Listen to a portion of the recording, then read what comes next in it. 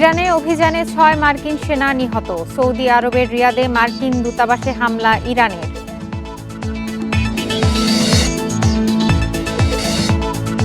যুদ্ধ নয়, সংলাপে শান্তিপূর্ণ সমাধান চায় বাংলাদেশ। ইরান ও ইসরায়েল সংকট নিয়ে আলোচনার তাগিদ।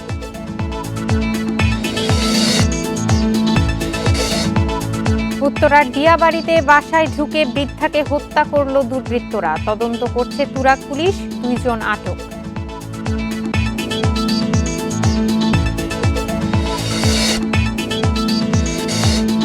মধ্যরাতে ঢাকা পলিটেকনিক ছাত্রদল ও শিবির সংঘর্ষ, আহত ১০, দুপক্ষের পাল্টাপাল্টি অভিযোগ।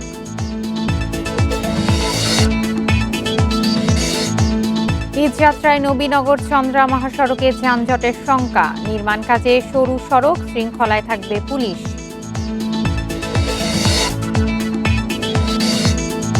কুষ্টিয়ায় আবাসিকে অনুমোদনহীন শতাধিক বরফ কল, স্থানীয়দের উদ্বেগ, ব্যবস্থার আশ্বাস প্রশাসনের।